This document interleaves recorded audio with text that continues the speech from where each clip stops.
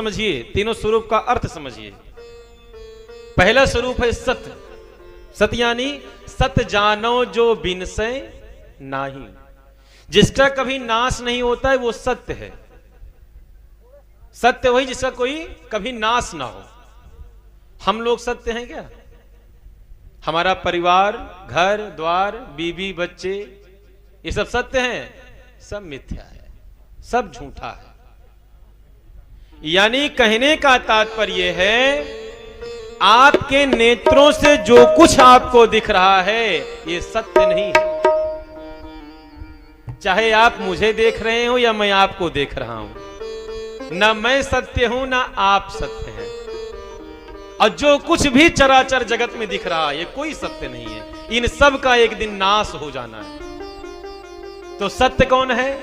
जो मेरे इन आंखों से दिख नहीं रहा है। जो दिख रहा है उसका नाश होना है, और जो नहीं दिख रहा है वही सत्य है। क्योंकि सत्य कभी किसी को दिखाई नहीं देता। आदमी कहते हैं ना, सत्य तुम्हें दिखावे नहीं करत, झूठ ही लेना, झूठ ही देना, झूठ ही भोजन, झूठ चबेना। इस समय कलयुग में क्या है? सब झूठे टिके हैं। नौकरी कर रहे हैं तब झूठ बोलना पड़ रहा है, व्यापार कर रहे हैं तब झूठ बोलना पड़ रहा है, खेती किसानी कर रहे हैं तब झूठ बोलना पड़ रहा है, घर परिवार चला रहे हैं तब झूठ बोलना पड़ रहा है।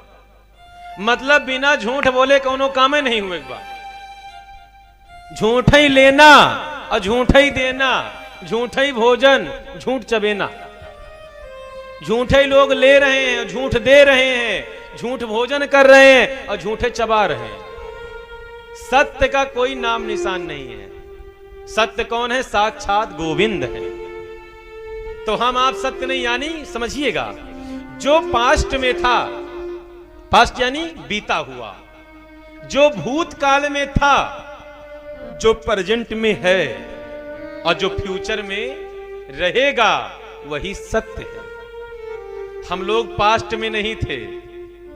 आपकी उम्र 50 साल, 60 साल, किसी की 20 साल, किसी की 23 साल, किसी की 50 साल, 100 साल।